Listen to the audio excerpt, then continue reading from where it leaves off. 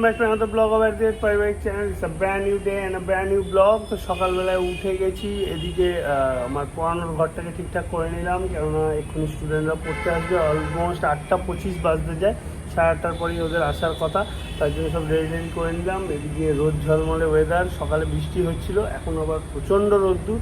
তো যাই হোক, আজকের দিনটাকে স্টার্ট করি। চলো এদিকে পড়িয়ে ঠরিয়ে নিই। আর ওর জানি না আজকে কোনো স্টুডেন্ট পড়ানো আছে কি নেই, আমি নট শিওর।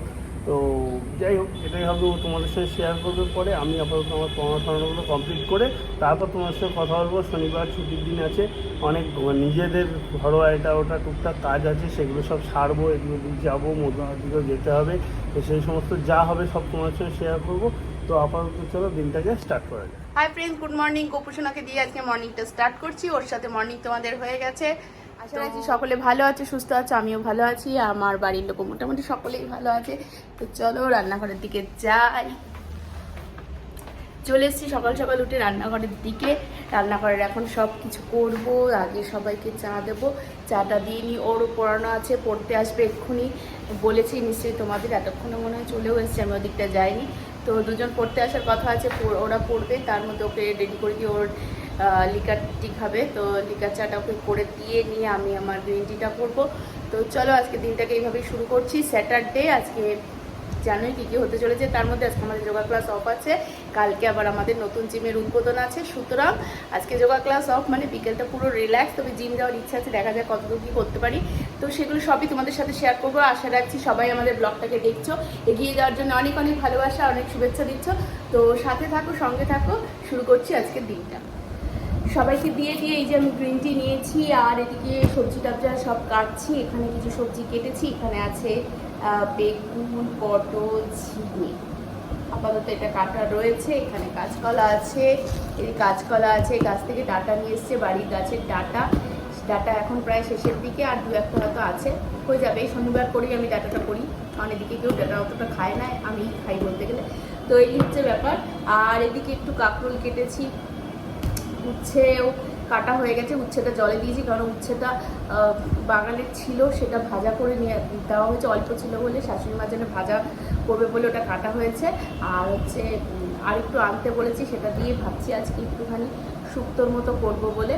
তো ওটাই ইচ্ছা আছে আপাতত, তার জন্য এখন এগিয়ে চলেছি, রান্নার পর্বের দিকে শুরু করে দিয়েছি। তো ডাটা ফাটা কাটা চলছে, বাকি জিনিস তো কাটা হয়ে গেছে, বুঝতেই পারছো। ডাটার আঁশগুলো তো ছাড়াতে হবে ভালো করে, যেহেতু ডাটা এখন একটু বুড়োর দিকেই হয়ে গেছে, কারণ অনেক দিন হয়েছে বাড়িতে আছে ডাটাগুলো। এই হচ্ছে ব্যাপার। তো আমি কাজগুলো করতে থাকি, তোমরা সাথে থাকো।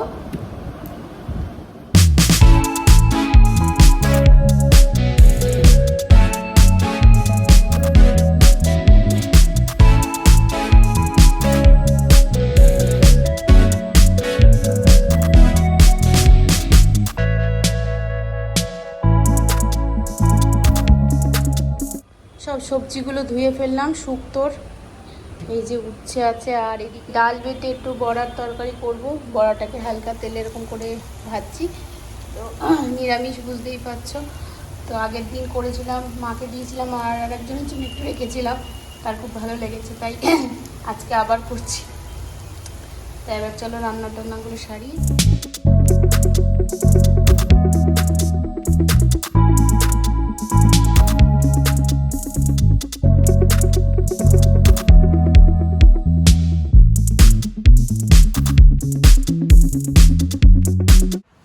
আমি পড়িয়ে ঠরিয়ে উঠে গেছি, আর এদিকে আমাকে ব্রেকফাস্ট দিয়ে দিয়েছে ও সকালবেলায়। এই দেখো পাউরুটি, আর এদিকে দুধ, আর এদিকে কলা। অ্যাজ ইউজুয়াল আমি নর্মালি যেরকম খেয়ে থাকি, তোমরা জানোই অলরেডি রুটিন। তো যাই হোক, খাওয়া দাওয়াটা সারি আগে তাড়াতাড়ি। যা দেখতে পাচ্ছি ওদিকে রান্না বসে গেছে, এদিকে আবার আনারস কাটছে।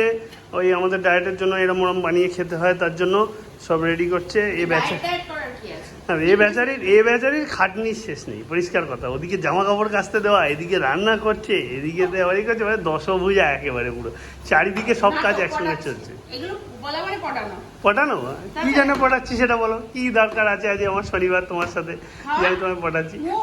আহা, শনিবার তো নিরামিষ।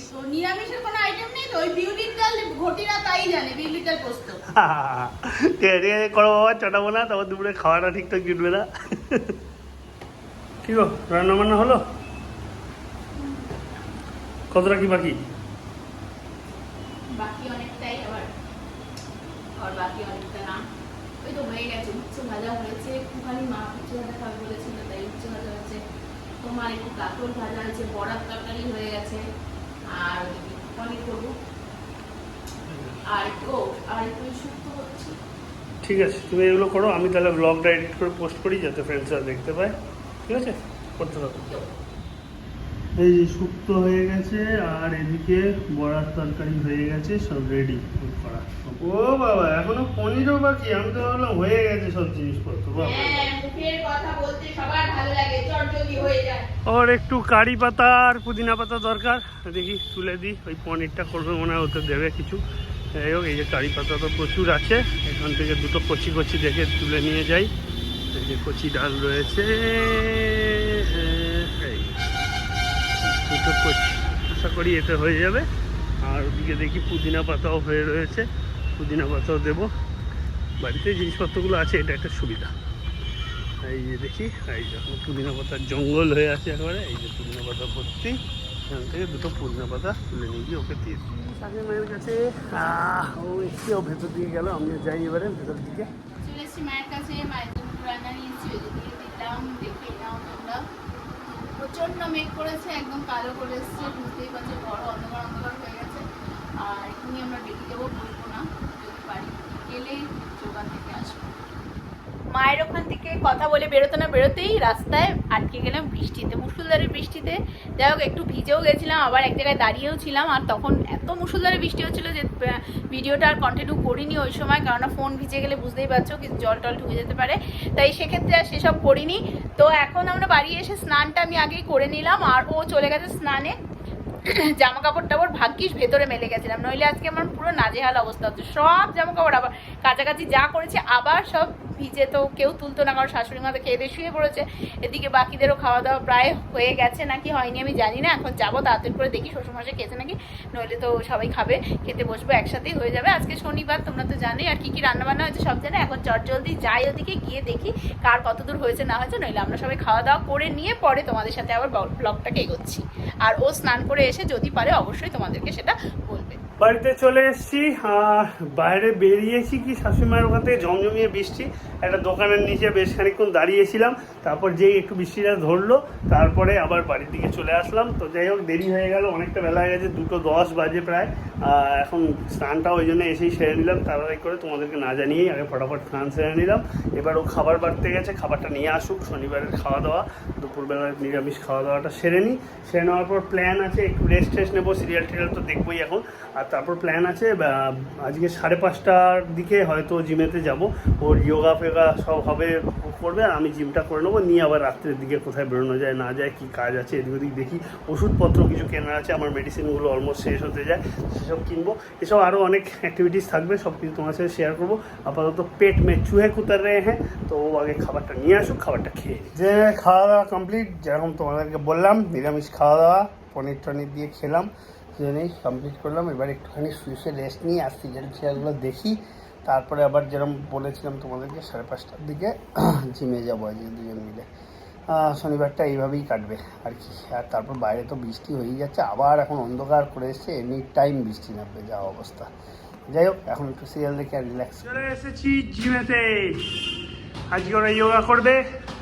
দিদি ছুটি দিয়েই দিয়েছিল, তাও ওরা সবাই মিলে প্ল্যান করেছে করবে, তাই চলে এসছে। আমি করি জিম।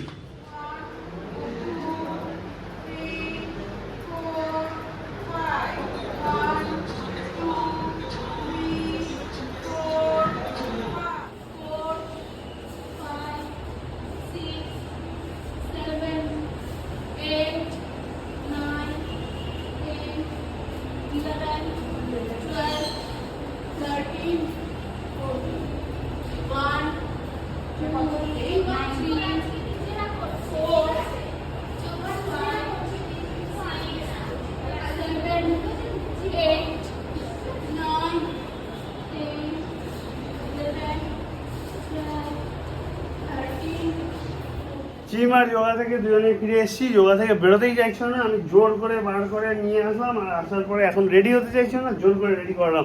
একটু বাইরে যাচ্ছি, কেননা তোমাদের বলেছিলাম আমার একটু মেডিসিন স্ক্যানার আছে আর টুকিটাকি কিছু কাজ আছে। শাশুড়িমার মিক্সারটা খারাপ হয়ে গেছে, ওটাকে সারাতে দেওয়ার আছে, যদি দোকান খোলা থাকে অবভিয়াসলি। তো এইসব প্ল্যান রয়েছে, তার জন্য যাচ্ছি এখন এগুলো কাজগুলো হাতে নিয়ে, দেখা যাক কী হয় না হয়। তাড়াতাড়ি করে ওগুলো সেরে তারপরে বাড়ি চলে আসবো।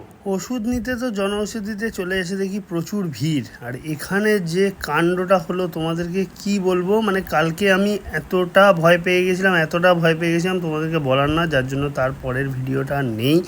সেটা হচ্ছে যে আমি যখন আমার ওষুধগুলো নিচ্ছিলাম তখন একটা ওষুধ আমি আমার মোবাইল থেকেও ওখানকার যারা রয়েছে কর্মচারী তাদেরকে দেখাই যে এই ওষুধটা লাগবে, এই ওষুধটা আছে নাকি দেখুন। তো ওরা দেখে বলে হ্যাঁ ওই ওষুধটা আছে, ভালো কথা। এবার তারপরে ওই ওষুধপত্র নেওয়া হয়ে যাওয়ার পর হঠাৎ করে আমি দেখি আমার আইফোনটা আমি আর খুঁজে পাচ্ছি না, কোথায় গেল সে, মানে ওখানে ধুন্ধুমার কাণ্ড লেগে গেছে। আমি বলছি এই আমার ফোন কোথায় গেল।